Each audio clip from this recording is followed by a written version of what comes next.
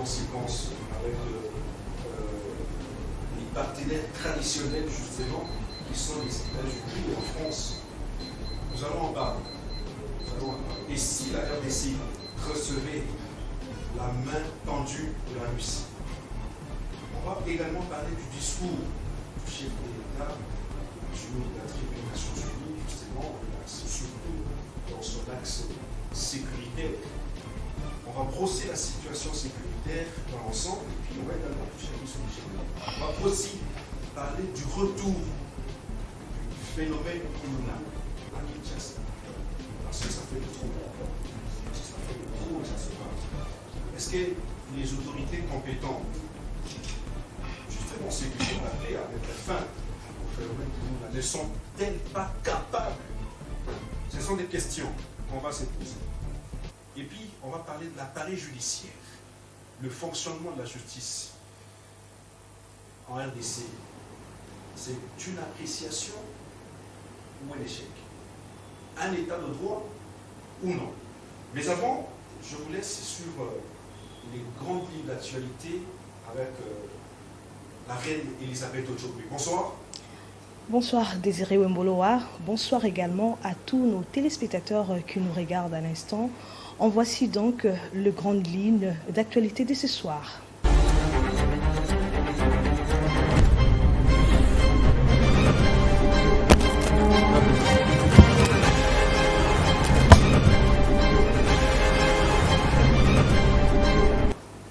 Le président de la République a reçu ce vendredi 30 septembre 2022 à la Cité de l'Union africaine le président de 2 chambres du Parlement, fraîchement revenu au pays après sa participation remarquable à la 77e session ordinaire de l'Assemblée générale des Nations Unies et avait présidé en distanciel le 71e Conseil de ministres.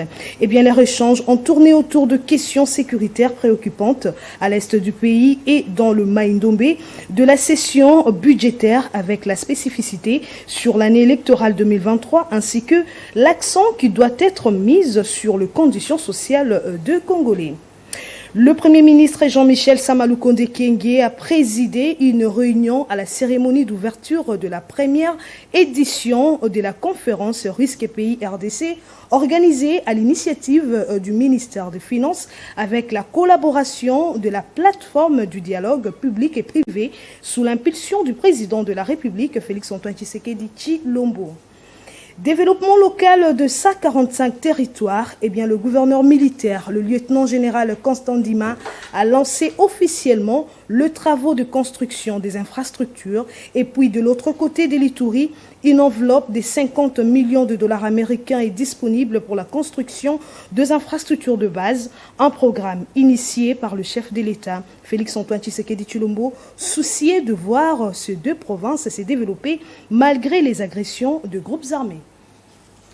C'est tout pour ces grandes lignes d'actualité de ce soir. Je vous laisse entre les bonnes mains de Désiré Wemboloa pour le compte de Grand Soir. À très bientôt. Restez avec nous, juste après ceci.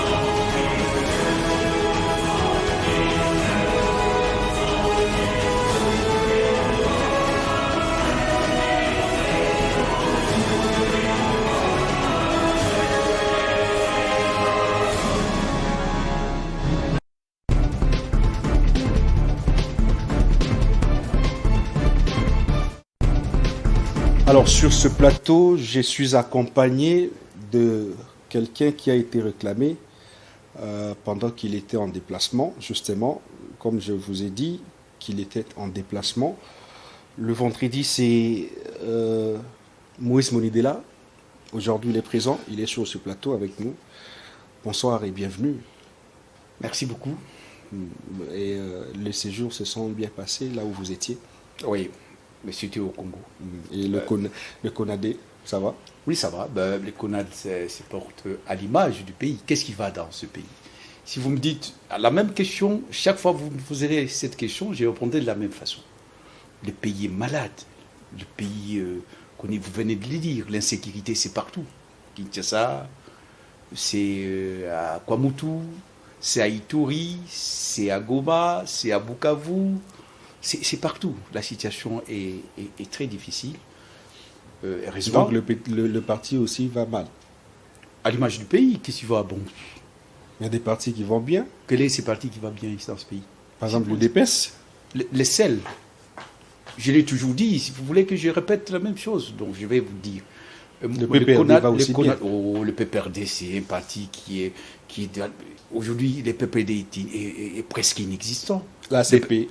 Les PPRD d'hier, ce n'est pas le PPRD d'aujourd'hui. Aujourd'hui, un parti politique au Congo a une santé florissante, on peut dire ça, lorsque ses dirigeants sont au pouvoir, PDG, ministre, gouverneur. Dès qu'il ne plie aux affaires, le parti n'existe plus. Le parti disparaît. Disparaît. Et l'ACP. Mais le président, il est maire de la ville, il est quoi? Il est gouverneur. Voilà. Mais au lendemain de remplissage du stade Camagnola, il y a eu 500 000 dollars qui ont été disparus. C'est pas moi qui l'ai dit. Voilà, donc il y a le CONADE, c'est un grand parti politique.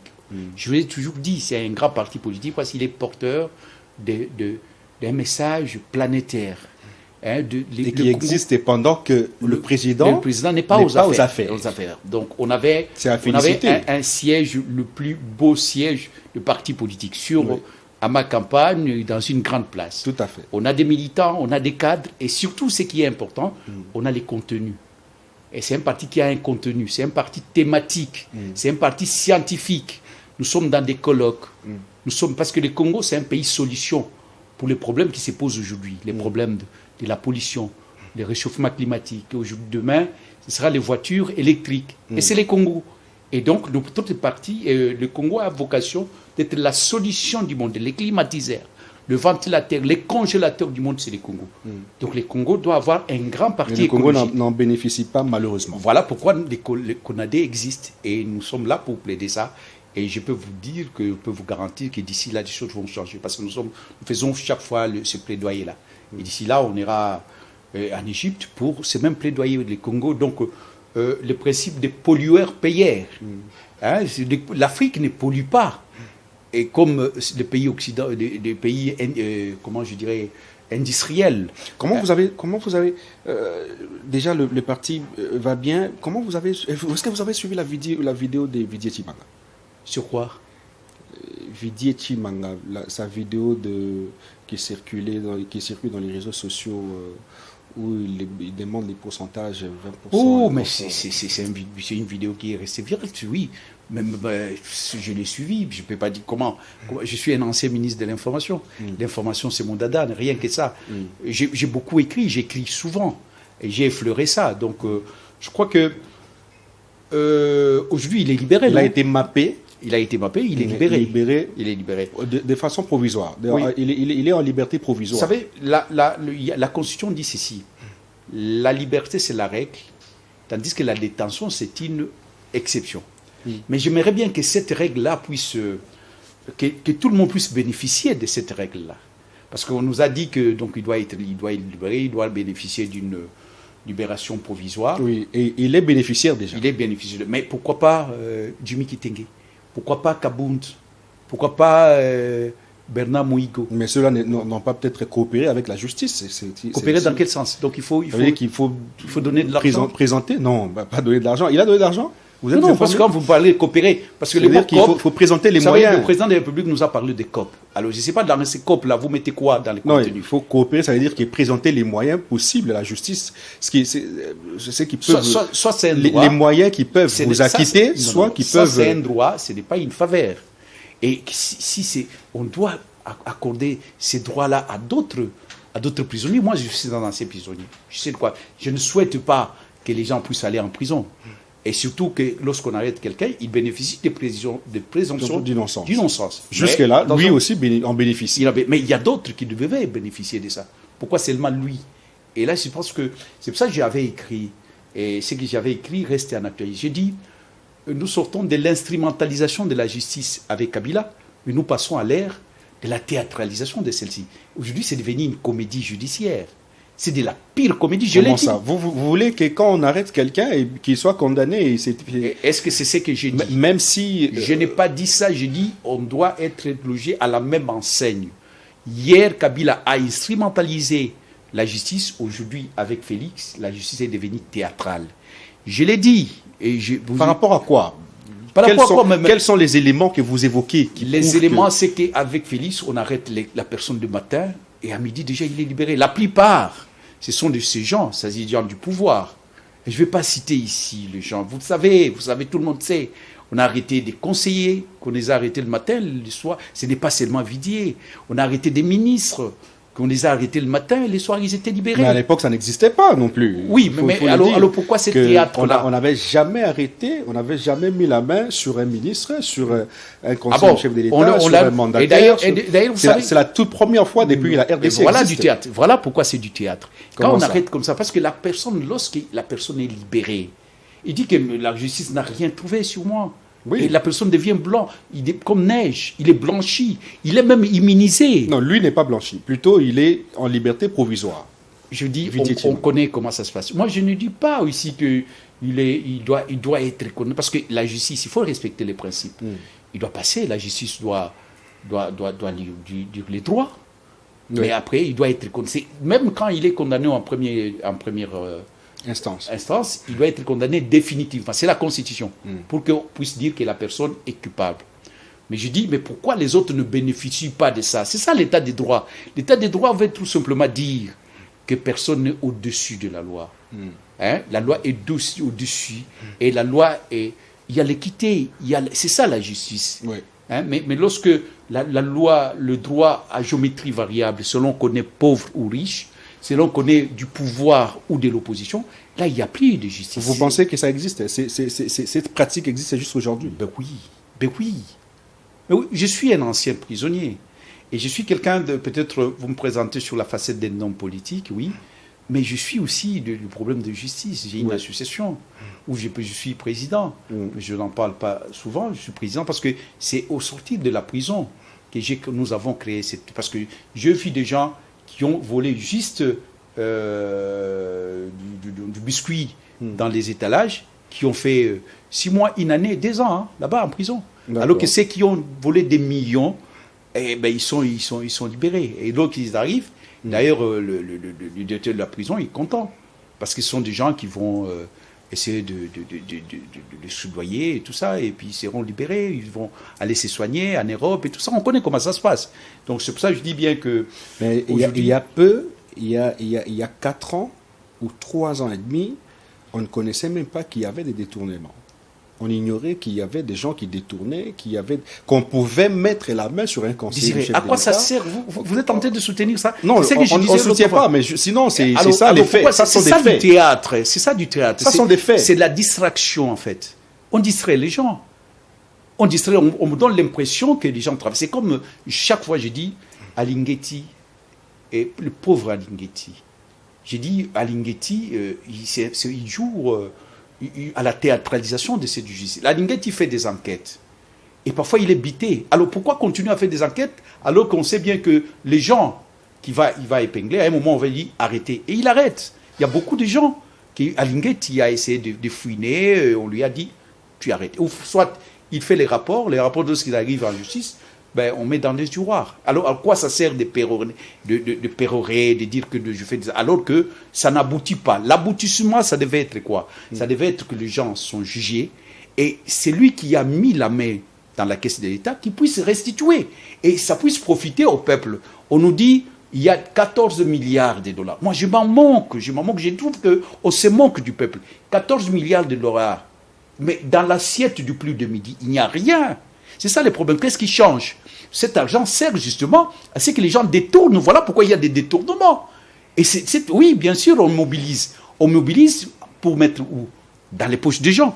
Et ici, je vais soutenir d'une manière claire la démarche d'Élysée Sanga comme député. Quand on dit qu'il y a des millions, il y a des millions. On paye 21 000. Réduction des frais de vie des institutions. Je dis le fait qu'il a dénoncé cela. Il faut avoir le courage. Il a dit qu'ils ont 21, même plus. Parce que ce n'est pas la seule personne qui a dénoncé ça. Kabound avait aussi dit que quand on disait que son train de vie, comment il peut construire une maison, il a dit mais qu'est-ce que vous ne savez pas?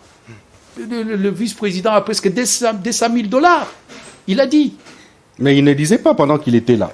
On va prendre l'autre thématique justement. C'est pour dire que la justice pour tout le monde doit être justice, pas une justice à géométrie variable. D'accord. Oui. On va prendre le discours du chef de l'État à l'ONU. Justement, vous avez suivi certainement le discours du chef de l'État. Il a été très éloquent. Je voudrais qu'on prenne l'axe sécuritaire, où le chef de l'État a cité nommément le Rwanda comme pays agresseur.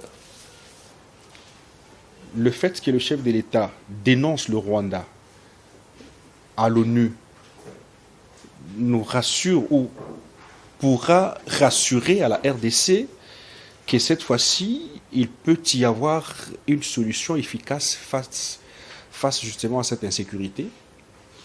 Oui, je salue aussi le ton. Vous parlez de l'éloquence. Bon, je crois qu'en dehors de l'éloquence, il y a eu les contenus pour la première fois.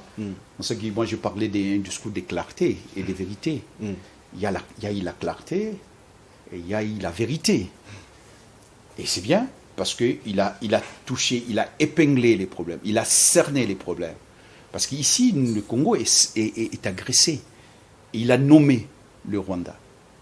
Je crois que c'est quelque chose que personnellement je salue. Mais ça ne doit pas se limiter là.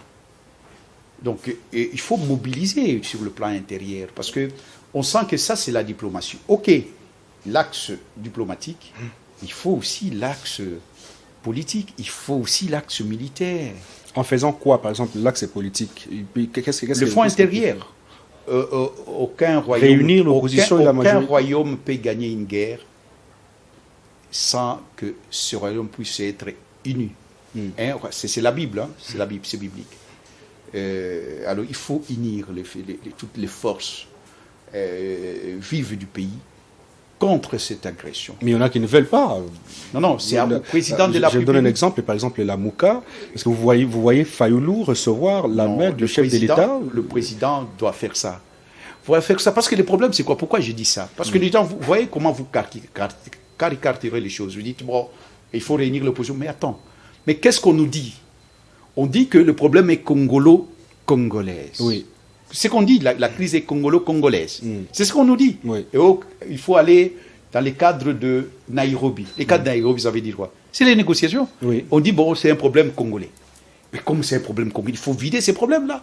Parce que c'est ce qu'on dit. La communauté internationale dit que c'est un problème congolais. Mais ce qui est faux, parce que selon la réalité sur terrain, c'est vrai. Parce que le Rwanda est démasqué cette fois-ci. Ça veut dire qu'il y a déjà un pays agresseur. Devait vider ces prétextes. Pas en discutant avec le 23, non. Et montrer qu'il y a un front intérieur qui est contre ça. Parce que montrer ça à la face du monde, ce sera bien. Mais cela n'empêche pas d'organiser l'armée. Nous devons organiser l'armée. Nous devons d'ailleurs construire l'armée. Moi, je parle de la construction d'une armée. La construction d'une armée forte. Qu'est-ce que vous mettez dans la construction de l'armée? Mais il faut construire, il faut commencer à recruter. Nous devons recruter une armée de dissuasion. Nous devons recruter les gens capables de défendre la nation. Pas cette armée triffée de gens qui ont vendu des armes. Nous avons des généraux qui ont vendu des armes. J'avais cité une fois ici un monsieur que j'ai du mal à les citer, mais c'est ça. Qu'on a un général. Vous citez souvent Amissi. Oui, Amissi Tango Fort. Il a vendu des armes, non? et condamné. Et est-ce qu'il y avait des preuves? Reconnu mondialement, vendeur des armes. Alors, nous avons des généraux comme ça. Est-ce qu'avec des généraux comme ça, ils vont gagner, on peut gagner une guerre? Non, des généraux affairistes. Qu'est-ce qu'il faut? Mais il y a des généraux. Nous avons, je ne vais pas généraliser. Nous avons des vrais généraux. Nous avons des gens à l'image de Ndala. Vous avez vu quand on avait un Ndala, Baouma. Vous avez vu les résultats. Donc il faut organiser. Il a été tué, malheureusement. Oui, il a été tué, mais on ne va pas tuer tous les Congolais. On tuera, il y aura toujours des Ndala. Vous n'avez pas l'impression que tout celui qui remporte la guerre dans cette partie du pays est toujours... Parce qu'on ne les protège pas. Mais la plupart, qui a tué Lumumba? On a utilisé les Congolais. C'est vrai, il y a une main belge, une main noire, comme on dit. Mais c'est les Congolais, on utilise toujours les Congolais. On a vu des Congolais en train de torturer Lumumba. Les images sont là. Oui. Est-ce que c'est des Belges? On a vu des Congolais. Donc, on utilise toujours. Mais c'est pour ça que je dis, nous devons construire une armée. Construire une armée avec des gens consciencieux, des patriotes. C'est possible. Et là, ça passe par l'école de Jules Ferry. L'école qui enseigne la science, mais la conscience. Quand je parle de la construction, ça commence de la base. La base, c'est la famille, c'est l'école, la presse. Donc, vous devez faire ce travail-là. Le travail ne doit pas être fait seulement dans la famille, à l'école. La presse, qu'est-ce qu'on voit aujourd'hui, au moment où le pays est en guerre? Mais regardez la presse. Qu'est-ce qu'on conduit? Nous travaillons. La RTNC, bon. Nous remplissons notre mission. Mais la RTNC, qui est la chaîne qui arrose, qui est la société nationale, c'est la distraction. Alors que moi, je vis... Vous pensez? Oui. La RTNC? Je suis un ancien ministre de l'information. Hein, je sais de quoi je parle. Les contenus, non, ce n'est pas par rapport à l'enjeu politique de l'heure, à la menace que nous connaissons. Mais vous savez, quand il y avait World Trade Center... Chez nous, ici, c'est chaque édition. À chaque édition, nous évoquons toujours la question sécuritaire. Et si tel est très important. Tel est le cas, je salue, parce que la preuve, je suis là. Voilà. Et nous sommes en train de parler de ça. Tout à fait. Alors, je salue ça, mais je vais tout simplement dire que lorsqu'il y a eu l'attaque de terroristes aux États-Unis, mais toutes les chaînes, et on a senti l'union sacrée contre cette agression-là. Et il doit y avoir cette union sacrée. Et moi, j'appelle même à cette alliance. Il doit y avoir cette alliance parce que le pays est agressé. Et le général de Gaulle l'a fait. Le général de Gaulle, qui était de la droite, était soutenu par les gens de l'extrême droite et même de l'extrême gauche, et même de la gauche, parce que le pays était en péril. Et je dis bien qu'il y a des axes. L'axe diplomatique, je suis d'accord, mais il faut qu'il y ait l'axe politique. Il faut qu'il y ait l'axe militaire. Et là, nous devons réorganiser ou organiser notre armée. Il faut bâtir, il faut construire une armée forte, une armée de dissuasion, et nous sommes capables de le faire. Et il faut commencer déjà. Parce que, comment analysez-vous le discours du secrétaire général de l'ONU? Mais ça prouve la complicité. Parce qu'il nous a dit que vous êtes incapable de battre les M23 sur le plan militaire. Oui. Il l'a dit clairement, sans ambiguïté. Et il dit encore que les rebelles ont un équipement d'armement sophistiqué plus que celui de la MONUSCO. Donc, il ne faudra jamais que nous puissions gagner. Si nous gagnons la guerre face à cette déclaration, c'est-à-dire nous allons à la contre de leurs prédictions, à la contre de leurs prévisions. Mais non, quelle serait la position justement des autorités congolaises face à cette déclaration? Face à cette déclaration, la fermeté. Et c'est pour ça que j'ai salué cette fermeté-là du président de la République. Et cette fermeté, il faut une mobilisation. Une mobilisation maximale de toutes les forces vives du pays. Mais ce qui n'est pas le cas quand on arrive ici, c'est comme si le pays n'est pas en guerre. Et dans d'autres cieux, dans d'autres pays, vous verrez que le pays est mobilisé. Mais ici, le pays n'est pas mobilisé. On est divisé, alors que face à l'agression, on devait mettre de côté nos différences et nos différences. Et qui devait faire cet appel-là? C'est le président de la République. Parce que c'est lui le garant de l'unité nationale. Ici, je lui dis, je ne fais pas les Fatih béton. Non, je ne suis pas dans ça. Je suis en train de dire... Des dialélos. Non, je dis par rapport à son rôle constitutionnel, le pays est en guerre, le pays est divisé, il faut le dire. Alors que le pays, aujourd'hui, nous ne devons pas être divisés. Déjà, ce qui se passe à Kwamotou. Le pays est divisé. Voilà que nous sommes divisés. Comment on peut gagner une guerre? il y a des problèmes, tout ça, des problèmes, l'insécurité. Ce qui se passe à Kwamoto, réellement, est-ce que ce sont les Teke, les Yaka ou il y a les dessous des cartes? Je m'en tiens aux propos du président de la République, qui a dit qu'il y a une main noire. Je le crois, parce que ce n'est pas dans notre culture, nous Congolais, de se couper en machette comme ça, en petits morceaux. Non, ce n'est pas dans notre culture. Je crois à cela. Et tout ça, on veut balkaniser le pays. La balkanisation du pays est en marche. Parce que les propos, est-ce qu'on a tiré, moi j'aime bien qu'on pouvait même s'apesantir sur les propos du secrétaire général des Nations Unies. Est-ce que nous avons analysé ça? Regarde, on n'a pas analysé. Les Congolais, c'est la banalisation, la théâtralisation et la désacralisation. C'est ce qui tue ce pays. Tout est désacralisé. Alors qu'il dit des choses qui mériteraient. Voilà ce qui devait les scientifiques, les journalistes, des marches, comme on a vu en France, lorsqu'il y a eu terrorisme en France, on a vu le président de la République devant, il a mobilisé des gens parce que le pays était agressé. Aujourd'hui, non seulement nous sommes agressés, mais le pays est abandonné par la communauté internationale. Oui. Hein, parce que c'est lui qui devait, parce que l'ONU... Ça ressemble, selon vous, à une communication traitée d'avance pour jouer avec la psychologie du Congolais. Pour dire qu'on ne va pas gagner cette guerre. Nous sommes incapables de gagner cette guerre parce qu'ils sont l'arsenal militaire, plus que même la MONUSCO. Donc c'est une façon de dire au FRDC que vous serez dans l'incapacité de faire face et ils vont tout faire, et ils sont en train de tout faire pour que nous ne puissions pas gagner cette guerre. Mais nous n'allons pas nous laisser faire. Ce sont eux qui les arment. Parce que lorsqu'un peuple est uni, un peuple se met debout, il est plus fort qu'une bombe atomique. Parce qu'avec 100 millions d'habitants, les Rwandais ne peuvent pas. Et je crois, je dis mais malheureusement, il semblerait que le président il vous a infiltré au plus haut niveau. Oui, parce qu'on doit enlever des militaires affairistes. Il y en a, mais il y a des vaillants militaires. Il semblerait que même ici à Kinshasa, il y a de l'insécurité et tout ça. Oui. Vous savez que la commune de Lingwala a été bouclée aujourd'hui? Oui, je sais. Je dois être informé du problème de mon pays, c'est tout à fait normal. Mais je dis, il faut ce front intérieur. C'est très important parce que si on se met debout, un peuple qui se met debout, il est plus fort qu'une bombe atomique. Et le président de la République a effleuré ça lorsqu'il était en contact avec Kagame. Il lui a dit que, donc, est-ce que vous allez tuer tous les Congolais? Il est soutenu ou il est seul, le chef de l'État, dans toutes les démarches qu'il mène? Il est soutenu, vous pensez qu'il est seul? Il n'est pas assez soutenu. Il est seul. Rien que la déclaration du secrétaire général de la Nation, ça devait soulever des tollés, des protestations. Oui. Parce que là, il est en train d'indiquer que le pays, notre pays, est balkanisé et sera balkanisé et rien ne se fera. Et l'ONU ne fera. Parce que Bunagana est pris aujourd'hui par le Rwanda. Oui. Ce n'est plus les Congo. Il y a une partie de notre territoire que nous ne maîtrisons plus, que nous ne gérons plus. On m'a d'ailleurs envoyé la vidéo que les rebelles sont en train de clôturer Bunagana. J'ai vu ça. Avec des filets. Mais c'est ça la balkanisation. On m'a envoyé la vidéo justement par des téléspectateurs qui sont là, en m'expliquant justement comment est-ce qu'ils sont en train de mettre la clôture. Donc tout Bunagana sera clôturé désormais. C'est ça la balkanisation en fait. Et donc, nous devons faire vite. Et pour voilà. bouter hors d'état des nuires. Et ici, on continue c'est comme si... à danser. À danser, c'est comme si... avec la bière.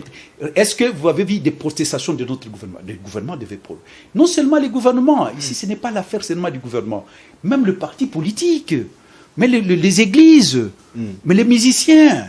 Et tout le monde, ce n'est pas une affaire qui concerne seulement Félix Issel, c'est un problème de notre pays. Il est presque seul. Il se bat seul. Il se bat seul. Et même les gens qui sont, même les journalistes qui sont autour de lui là, on ne sent pas.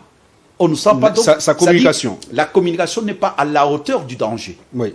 Tout ce qu'on fait, on fait bien sûr, mais ce n'est pas à la hauteur. Parce que là, c'est les secrétaires généraux des Nations Unies qui disent que le pays peut être balkanisé. Oui. Ils viennent d'où? Ou bien ils viennent de quelque part. Et qui soutient. Et il soutient. Qui les dit ouvertement. Ouvertement. Et nous, on continue à croiser le bras. Non. Il devait y avoir des protestations monstrueuses. Je ne sais pas, des villes, villes mortes peut-être pas, mais en tout cas, si pas tous nous devons prendre nos machettes et tout ça, non, je ne dis pas ça, mais nous devons nous mobiliser. Nous devons nous mobiliser. Le mot me manque pour justifier qu'est-ce qu'on devait. En tout cas, tous les Congolais devaient se mettre debout face à ces problèmes. Et le monde entier devait voir que les Congolais sont debout, les Congolais protestent face à la balkanisation, parce que le pays est déjà balkanisé. Il y a une partie, au moment où nous parlons, le pays est balkanisé. C'est quoi la balkanisation? Peut-être les mots... le pays, c'est-à-dire on est en train de saucissonner le pays. On peut parler à cet instant de balkanisation ou est-ce qu'il n'y a pas moyen de relativiser un peu? Peut-être parce que les efforts sont très fournis en ce sens-là. Si je relativise, c'est ce que je viens de dire, on est en train de... Vous êtes leader d'opinion, vous risquez de passer une communication à la population qui vous suit, que le Congo est déjà balkanisé, alors que... Le Congo au jour d'aujourd'hui, les Congos... Ça s'est fait à l'époque, en 2011, vous vous rappelez, en 2013, vous vous rappelez que la même partie a été détenue entre les mains des rebelles de M23, mais finalement, on a réussi à arracher l'administration. Mais au moment où nous parlons... Ce qui veut dire que les efforts qui sont en train d'être fournis... Bunagana ne répond pas du gouvernement central. Le Bunagana répond au gouvernement rwandais. Il ne faut pas banaliser, nous sommes dans la banalisation. Vous me demandez, moi, de banaliser cela. Voilà, c'est ce que j'ai toujours dit ici, que les maux dont souffre notre pays, entre autres, en tout cas, c'est la banalisation. Pas banaliser, mais prêcher le bon côté. La théâtralisation et la désacralisation. Plutôt prêcher le bon côté des choses. Non, parce qu'aujourd'hui, on devait... Voilà, les efforts qui sont... Les gens ne se rendent même pas compte qu'aujourd'hui, Bunagana ne plie notre pays. Ne plie un territoire qui répond au fonctionnement de notre pays. Non. Maintenant, on parle même de la monnaie. Je ne sais pas si c'est... Oui, la monnaie qui circule là-bas, c'est la monnaie rwandaise et ougandaise. Et il y a les taxes. Est-ce que ces taxes-là, est-ce que ce gouvernement central perçoit ces taxes-là? Non. L'impôt est payé. Et donc, c'est un micro-État qui existe. Et vous savez que le Rwanda n'est pas plus grand. Peut-être Bunagana...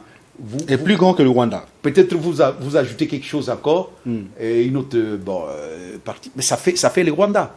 Ça peut faire le Rwanda. Si vous ajoutez encore Rutshuru, vous prenez Rutshuru, ça fait le Rwanda. Mais on n'arrivera pas à ce point-là. Ben voilà. n'arrivera pas à ce point-là. On n'arrivera pas à ce point, mais au jour d'aujourd'hui, le Bunagana n'est plus notre territoire. Il ne fait pas partie de notre territoire. C'est ça la réalité. Les efforts, justement, sont en train d'être fournis. Il faut louer les efforts qui sont... Et puis soutenir, justement, ces efforts-là. Non, les efforts, il faut le dire, les efforts sont timides. Je dis timide, ça commence à venir. Qu'est-ce que doit faire le chef de l'État pendant qu'il est seul? Vous l'avez dit qu'il est seul. Il doit mobiliser. Je viens de le dire, il doit mobiliser. S'il est les mobiliser garants comment? de l'unité. La procédé, c'est comment? La faisabilité, c'est quoi? Mobiliser. Mobiliser, mais il doit appeler les gens. Il doit appeler les gens pour dire, voilà, il y a quelque chose qui arrive dans le pays et nous devons être ensemble. Mais les concertations, ça peut être... Vous, par exemple. Ça peut être un modus operandi. Vous, par exemple, vous êtes... Faire des concertations, grandeur nature. Vous êtes un grand leader, mais vous n'approchez pas le chef de l'État. Vous dites qu'il est seul alors que vous êtes là. Est-ce que vous l'avez approché et qu'on vous a refusé l'accès? Il faut toujours essayer. Si vous avez une solution à proposer, approchez-les, proposez. Non, déjà, il y a des gens qui croient que lorsqu'on approche le président, c'est pour des postes. Je dis non. Ce n'est pas un problème des postes. Ce n'est pas un problème de non. C'est un problème de l'unité nationale. C'est un problème de la souveraineté. C'est un problème de l'intégrité. Mais vous n'avez jamais essayé, vous. C'est là où le problème est. Je sais que vous le dites souvent, oui. Mais vous croyez que c'est aussi facile que ça de voir le président de la République? Vous croyez? Je n'ai jamais tenté, mais vous n'êtes pas n'importe qui, c'est Moïse Mounidela. Vous devriez quand même essayer. Mais si le président de la République m'appelle, j'aurais par rapport à cet enjeu-là, il doit le faire. Et puis les gens trouvent que les concertations, c'est non, les concertations, les dialogues ou je sais pas, les consultations dans une démocratie, ça doit être permanent. Ce sont des méthodes. C'est des modus operandi dans une démocratie. On passe que par les dialogues, on passe par les contacts, on passe par l'échange, on passe par c'est comme ça. On ne peut pas faire l'économie des échanges. On ne peut pas faire l'économie du dialogue. Mais des dialogues ne peuvent pas nécessairement déboucher pour des partages de postes. Mais il doit concerter, il doit voir les églises, les confessions religieuses. Ce sont des gens qui ont des voix qui portent. Il doit voir les syndicalistes, des professeurs d'université. Il doit consulter toute l'intelligentsia congolais. Hein? Et il y a des gens, nous avons besoin de tout le monde, même les chégués. Parce que parfois, les chégués, parce qu'on parle de Koulouna. Mais ces Koulouna-là, ce sont nos enfants que nous n'avons pas su bien éduquer. On va en parler. Donc, on ne doit pas les exclure. On doit consulter tout le monde avec un but précis. On ne consulte pas pour le principe de consulter, parce que le pays est envahi, le pays est menacé, le pays est en difficulté. On a besoin de tout le monde pour qu'on puisse mettre ensemble... Fédérer les forces. Les idées, les forces aussi. On a besoin de bras, pourquoi pas? On a besoin de l'intelligence, on a besoin de la prière de tout le monde. Donc on doit sentir qu'il y a une sainte alliance, parce que le pays est agressé, le pays aujourd'hui est menacé dans sa survie. Il va de la survie même de notre pays, parce que là, c'est Mkwamout, et on dit qu'il y a des forces qu'on ne connaît pas. C'est Boudangana, c'est Ituri. C'est partout que nous sommes menacés. Le pays est menacé, mais on ne prend pas au sérieux ces menaces. D'accord. Le message est passé, justement. Le chef de l'État, tout le monde le sait, et tout le monde, vous l'avez également dit, il ne s'est pas seul, il doit fédérer toutes les forces, il doit fédérer toute l'intelligence autour de lui. Le message est passé. On va prendre justement le phénomène Kuluna à Kinshasa. Il y a un retour efficace du phénomène Kuluna. C'est presque partout. Alors on se pose des questions. Où sont passées les autorités compétentes? Je commence par le gouverneur de la ville de Kinshasa, Jean-Timingo Bilambaka. Je prends Silvano Kassongo, l'inspecteur provincial de la police. Je prends également le vice-gouverneur Jeko Komulumba. Je prends aussi l'Assemblée provinciale qui est là, qui pourrait peut-être interpeller le gouverneur sur la question, mais elle est presque silencieuse. Moïse Monidela, je sais que vous habitez de quartier chic, mais il y a des gens qui souffrent actuellement. Je commence par là. Il y a des gens qui souffrent actuellement. Le retour de Kuluna, surtout dans des quartiers populaires, actuellement, c'est invivable. Vous savez, chaque fois, même ici, vous m'avez posé des questions, des titres, qui vous êtes. J'ai du mal à répondre à ça. Mais j'ai un titre que j'aime bien, c'est les porte-parole du peuple. Ça, personne ne m'a nommé, parce que j'aime bien parler au nom du peuple. Ça, personne ne peut m'enlever ça, parce que j'ai commencé à parler du peuple au lendemain de la création de 1983. Les gens n'osaient pas le dire. Et face à Mobutu, nous, on a osé. Et j'ai continué à ça. C'est pour ça, un sujet comme ça, je ne peux que parler. Et c'est un sujet, voilà, c'est que je suis toujours dit que mais parfois, je ne comprends pas. Nos militaires, il y a des gens qui disent que nous avons des militaires bien formés, ok, je ne dis pas le contraire, des généraux bien formés, nous avons de la police comme de l'armée, mais quand il y a une manifestation pacifique, vous voyez ces gens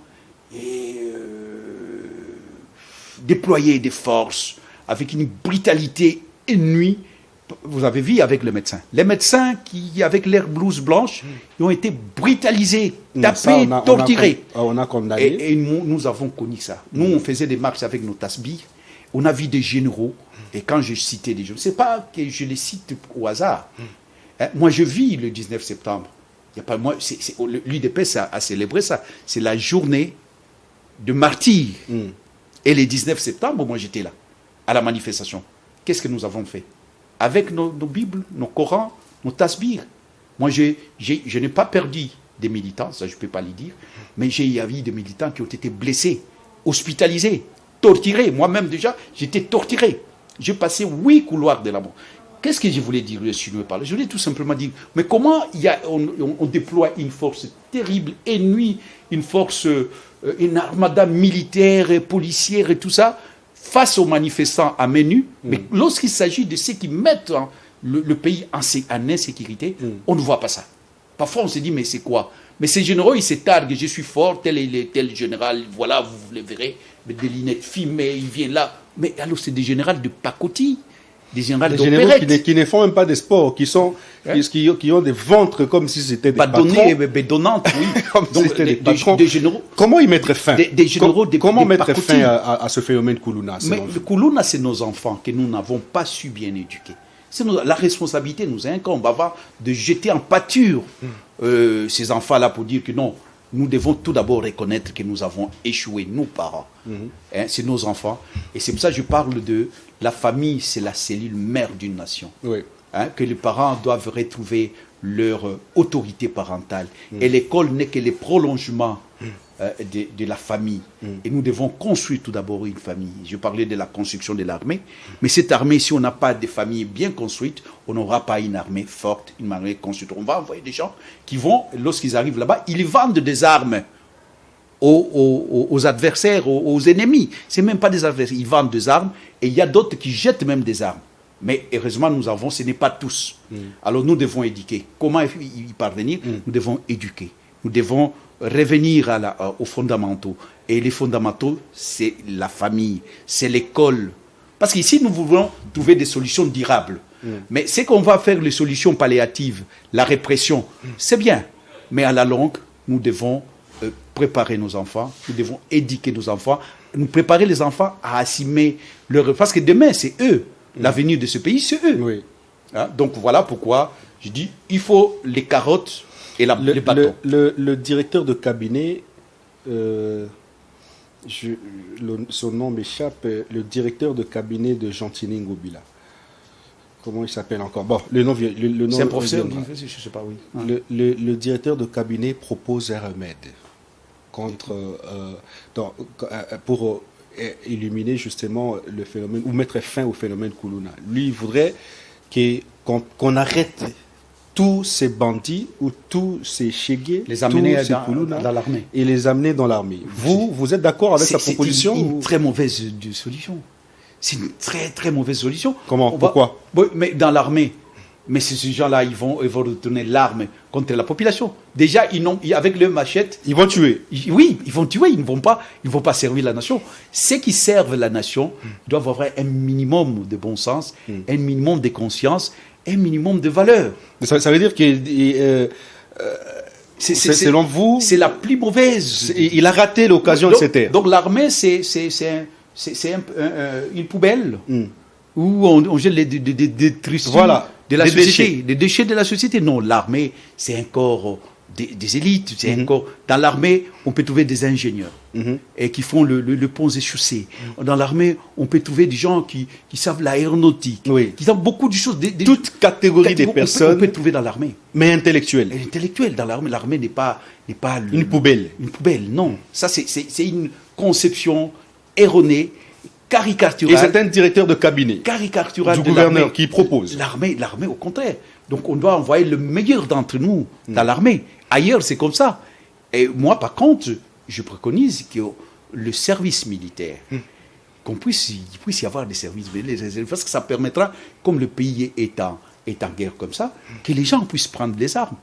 Parce qu'ils ont été déjà formés, mais ils sont des réservistes. Et à l'appel de la patrie, ils se mettent debout comme ailleurs. Donc dès que la femme arrive il a son bac, il fait au moins 6 mois de service militaire. Et c'est bien pour la nation. Moi, je suis pour ce genre de solutions. Et je suis pour que l'école de Jules Ferry, l'école qui forme l'homme, qui lui donne la science, la conscience. Parce qu'on doit tirer...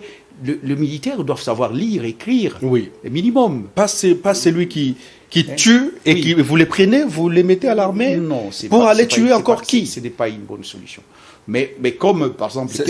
C'est comme si, dans sa réflexion, les militaires, ce sont ceux qui ne sont plus importants dans la société. Ah non, ça c'est... On peut voir, il n'y a qu'au Congo peut-être qu'on peut trouver ce genre de réflexion. Partout ailleurs, regardons partout ailleurs. Là où on prend de militaires, ce sont des gens bien formés, bien éduqués, qui ont des valeurs. Quand on dit servir la patrie, c'est des gens qui peuvent mourir pour la patrie. Voilà. Quelqu'un pour arriver à mourir pour la patrie, c'est quelqu'un qui a une conscience, patriotique. Quand tu peux mourir pour la patrie. Au contraire, quand on donne à quelqu'un comme ça, d'ailleurs, c'est Sankara qui l'a dit. Un militaire qui n'est pas bien formé, c'est un danger pour la République. C'est un danger pour la République. Il va tourner l'arme contre la population. La population, c'est ce qu'on voit quand je parle de ce jour. Est-ce qu'il y a vu un général digne de son nom qui tire les gens à main nue? Moi, je l'ai vu le 19 septembre. Un général. Et quand on l'envoie, ce même général, lorsqu'on l'envoie sur le terrain militaire, il vend les armes. Mais quand il revient devant les civils, nous à main nue, il dit « Je suis général fort, tango fort ». Mais tu es fort, mais quand on t'envoie sur le plan militaire, on ne sent pas cette force-là. Tu vends les armes. Mais devant le civil, à Meni, tu tires à boulet rouge. À qui revient la responsabilité? Alors qu'un justement militaire bien formé, un général, un militaire bien formé, il ne tue pas un civil. Non. Il ne tue pas un Il civil. protège plutôt il le protège civil. le civil. Ailleurs, quand tu vois un militaire, tu es perdu dans la rue. Quand Tu vois te un militaire, retrouves, tu es en sécurité. tu es en sécurité. Et il t'amène le militaire. Mais ici, quand vous êtes en face d'un militaire, Vous êtes en insécurité. En insécurité. Non, ça doit finir. Mais heureusement, je dis bien heureusement, nous avons dans cette armée-là, parce qu'on a des militaires comme Ndala. C'est toujours dans cette même armée. Donc il y a des militaires vrais, il y a des généraux bien formés, ils sont là. Mais il s'est fait que, on peut dire dans les temps qui courent, il y a beaucoup plus de mauvais que de vrais. Ça, il faut le dire, parce que sinon, le Rwanda ne pouvait pas arriver à nous marcher comme il est en train de faire. C'est Très parce bien. que À qui revient la responsabilité du retour de Kuluna? la responsabilité de Kouloulou, je dis que la responsabilité est partagée. Mais il y a des degrés de responsabilité. Mais je dis bien que vous pouvez poser cette question 10 000 fois, je vous répondrai de la même façon. J'ai cette responsabilité. Vous avez cette responsabilité. Nous avons cette responsabilité. Mais à des degrés différents. Parce que les Koulouna, c'est nos enfants que nous avons échoué d'éduquer. Et parce que c'est des enfants qui ne sont pas allés à l'école. Parce que les parents, peut-être, n'avaient pas le moyen d'envoyer ces enfants à l'école. Voilà pourquoi j'ai salué ici plusieurs fois la gratuité de l'enseignement. Parce que quelqu'un qui a du travail, quelqu'un qui a été formé, qui a du travail, il ne peut pas faire du Koulouna. Il part au travail. Il a son salaire. Mais c'est le Koulouna, c'est l'enfant qui a échoué dans la vie, que les parents n'ont pas éduqué, n'ont pas envoyé à l'école. La plupart, je peux dire 90%. Je ne vois pas un Koulouna, quelqu'un qui a son diplôme d'État, quelqu'un qui est allé à l'université et puis il fait les Koulouna. Non, la plupart des cas, ce sont des gens qui ont échoué. Et là, la responsabilité, il y a la responsabilité de l'État, il y a les responsabilités des parents, il y a la responsabilité de la société, la responsabilité des journalistes. Vous avez aussi, parce que l'éducation continue, vous la faites, cette éducation-là, d'une autre manière à la télévision. Mais c'est pour ça que nous devons avoir des émissions élaborées pour cerner tous ces problèmes, pour résoudre ces problèmes, parce que vous avez un rôle capital. C'est pour ça que je dis chacun de nous a un rôle à jouer. Chacun de nous a un rôle à jouer. Mais il s'est fait qu'au jour d'aujourd'hui, parce que les problèmes se posent, l'État doit paraître au plus pressé. Mais dans l'avenir, on doit bien faire les choses, c'est au niveau de la base, des fondamentaux, l'éducation, les valeurs. Oui, mais pour l'instant, la police a quelle responsabilité? Par exemple, avec Sylvano Kassongo, le gouverneur a quelle responsabilité? Il a la responsabilité que l'État lui a donnée. Ils ont la charge de nous sécuriser, non? Ils ont une responsabilité, je dirais, constitutionnelle. Ils ont une responsabilité. Vous n'avez même pas à me poser cette question, mais sauf qu'ils n'assument pas les responsabilités. Ils n'assument pas. Parce que ici, ceux qui viennent de les Koulouna, les phénomènes Koulouna, c'est un échec cuisant, un échec patent l'échec. C'est un échec de ceux qui nous gouvernent, de ceux qui nous dirigent, de ceux qui gèrent la ville. Et là, on ne doit pas mettre... Mais si on veut examiner les problèmes d'une manière précise et concise, on ne peut pas ne pas épingler les rôles de la famille. Et là, je dirais de la même façon, il y a la famille, mais la famille a une responsabilité. En dernier mot, nous sommes en fin il y a d'émission. aussi l'État qui a... chacun de nous doit assumer ses responsabilités. Que chacun de nous assume ses responsabilités et les brebis seront bien gardées. L'Église, la religion a un rôle à jouer. L'Église a un rôle à jouer. Chacun doit jouer son rôle. D'accord. Merci. C'est l'absence de l'autorité de l'État. D'accord. Oui, mais le problème, c'est que c'est maintenant. Mais dans l'avenir, qu'est-ce qu'on doit faire? C'est pour ça que j'ai dit, je reviens aux fondamentaux. L'éducation, les valeurs morales. Parce qu'à l'époque, lorsque nous étions des jeunes, on disait que la morale, c'est faire le bien. Et on étudiait ça à l'école. Il y avait des civismes. Et il faut. Et donc, j'insiste, science sans conscience n'est que ruine de l'âme. Et l'armée, on dit, la discipline, c'est la mère des armées. La discipline. Et quand je parle de l'armée, la police même. Oui. Et donc on sent qu'il n'y a plus cette discipline-là. Et si on instaure la discipline de faire, le pays se portera bien. L'autorité de l'État. On doit restaurer l'autorité de l'État. Très bien. Merci d'être passé, Moïse Monibela. Je rappelle que vous êtes président de CONADE, votre propre parti politique. D'ailleurs, vous êtes avec quelques cadres qui sont ici, mais qui ne pourront pas être vus à l'écran. Merci à vous qui nous avez suivis. Ouais, il y a des cadres, il y a Fidèle, il y a Magloire, qui c'est des cadres du parti, parce que bon, là, ils doivent savoir la ligne du parti. Justement. C'est toujours bien, parce Justement. que une fois, vous m'avez posé la question, on voit celle, je dis non, mais prochainement, Moïse Monidela ne sera pas là, c'est les cadres du parti qui seront là. Qui seront là pour défendre. La grande édition d'Elisabeth Ochope. Elisabeth, notre reine d'Angleterre qui vit à Kinshasa, sous le coaching justement du rédacteur en chef Z Moukoko. Restez branchés pour la suite de programme. Le journal, c'est dans quelques instants.